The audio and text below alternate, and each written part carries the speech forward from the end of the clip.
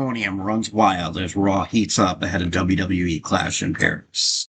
What's up, everyone? You are checking out the Uncensored Pro Wrestling Podcast.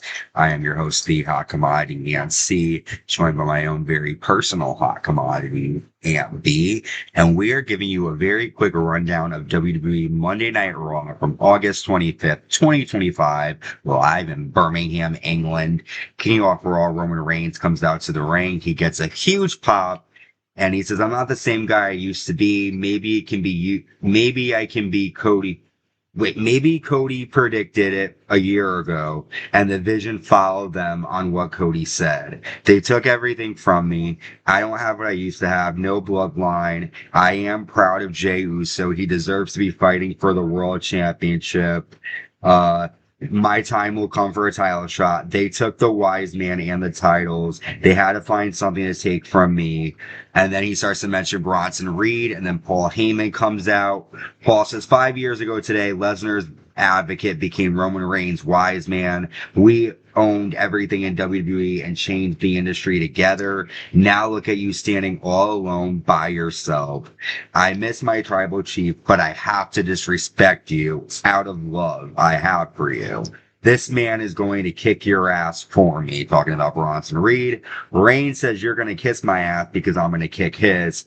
Reed says, I know you're educated, but you need a history lesson. My tribe was exiled and sent to Australia. My tattoos I've earned. I'm the Samoan your dad and uncle warned you about, and you're going to find out why. And Roman goes, you're Samoan? That means your ass belongs to me. Bring your big ass down here, return my shoes, and acknowledge me. And then Bronson puts the shoes or the shulafala around Paul's neck. Reed says, if I come down there, I'm going to force you to acknowledge your tribal thief. The two men brawl.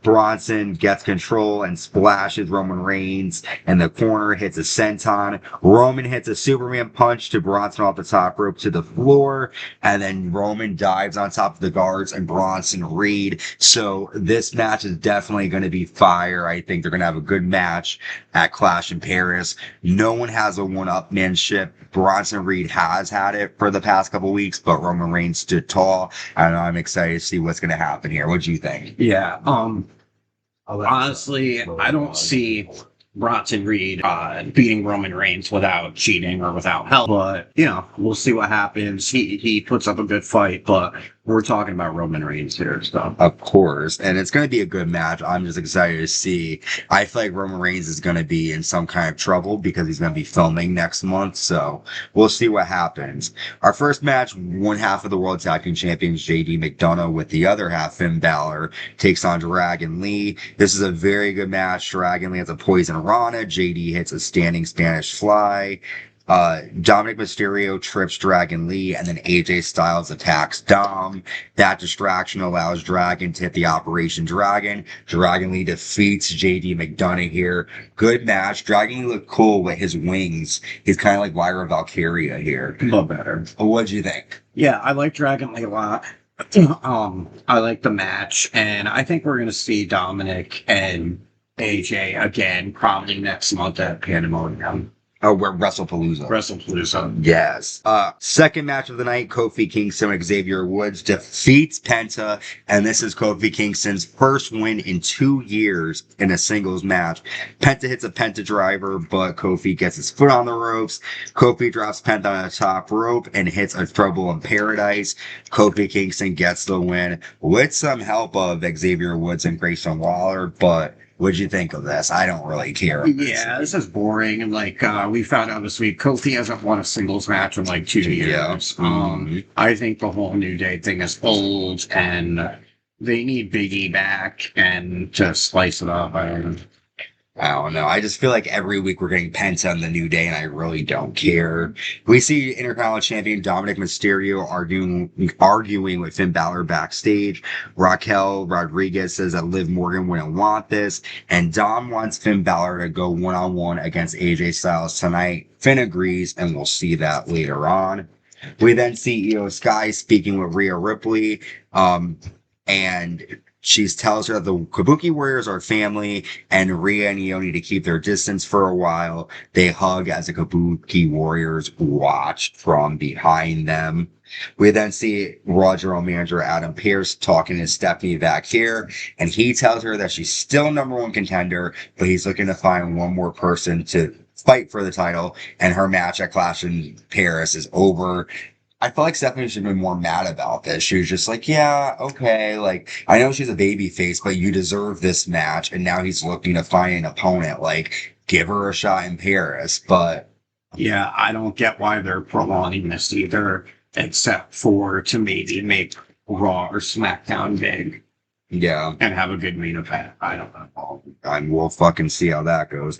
WWE Women's Intercontinental Champion Becky Lynch comes out. Becky says, 13 years ago, I had my first tryout here in WWE. It was a dump then, and it's a dump now. Speaking about dumps, Nikki Bella wants to call me out. And then, also, this ended up becoming popular news. Becky starts to trash Birmingham, England, and says that the only person who was great from Birmingham was Ozzy Osbourne. He left this town.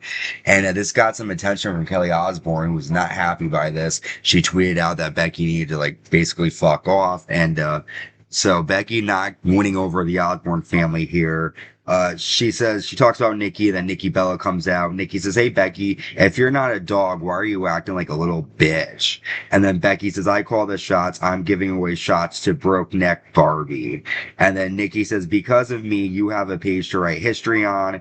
Becky says, you and the better twin brought in a new audience. I never wanted to respect you. I wanted to replace you. Nikki says, it's because you're afraid. You used to be Charlotte Flair's little sidekick. Becky says, I'm not a sidekick, I'm the GOAT. And Nikki says, you crap on these people, but they made you relevant. So many people say that you're desperate. And then Becky says, 800 years of the British people oppressing the Irish isn't enough. How dare you boo me? Nikki says, has a man lost her balls? You're cheap. You might be champion, but you're another C word. You're a coward. And Becky says, I'm not a coward. You can have your match in Paris. And then Nikki says, no matter how hard you try, your name will never be as big as Bella. And then Becky goes to punch Nikki, but Nikki lands a punch, goes to hit a torture rack attack 2.0, but Becky leaves. This is going to be a good match. It is. I'm excited. I love Brie, but Nikki. Nikki. But, Becky's one of the best to ever do it. And it's not just her that says it. Sports Illustrated says it. Of course. So. And obviously we think Becky's going to win this one, right? But I love Nikki Bella, so I'm excited that she got put in this spot here. I love it. We then see Rhea Ripley versus Roxanne Perez with Raquel Rodriguez, and this was a very good match. Roxanne lands a lion saw early on. Rhea hits a razor's edge, and then Rhea lands a riptide to get the win after Raquel and Roxanne attack Rhea until Iyo Sky makes the save. And although Iyo and Rhea shouldn't be together, Io's definitely helping her, and she told her backstage that she was doing it because Rhea helped her last week. We're definitely going to see Kabuki Warriors versus Rhea and Iyo down the line. We see World Champion Seth Rollins pumping up Bronson Reed backstage ahead of his match later on tonight. And then we see AJ Styles defeat Finn Balor after a Styles Clash in a very quick match. Nothing really came from that, would you think? Yeah. It was AJ versus Bronson. No, it was AJ and Finn Balor. And Finn. Oh, yeah. I don't know. I really like Finn Balor, but they don't use him correctly, and it's like I just feel like he's so wasted. I really do. Yeah, I agree. I mean, he hasn't had a good story. Drop the titles. We see Bayley giving a promo where she's hearing voices from the Hugger version of Bayley, and it's a lot of positive stuff. And then she starts hearing negative voices. Bayley yells, "Stop!" From damage control damage. Yeah, and nobody knows what she's doing. It looks like she has a schizoid double personality. Yeah, and I'm into that. We then see Roman Reigns and Braun Breaker fight backstage. Reigns Superman punches Reed, and then LA Knight attacks both men. And then we get our main event, LA Knight versus Braun Breaker. LA tosses Braun into the stage LED.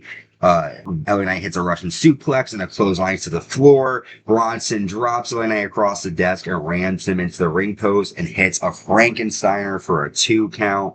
LA hits a leaping clothesline and a reverse DDT, a leaping superplex and a flying elbow drop, but Seth Rollins runs out. LA chases Seth. Braun Breaker spears LA Knight on the floor and then spears LA Knight in the ring. Braun Breaker defeats LA Knight. After the match, Seth Rollins and Breaker stomp LA Knight until Jey Uso runs out, but Seth pedigrees Jey. CM Punk runs out and tosses Braun Breaker into the ring post. CM Punk and Rollins brawl. And then the Visions stand outside of the ring as LA Knight, CM Punk, and Jey Uso all come to blows. And Seth is like, they're gonna kill themselves, let them do it.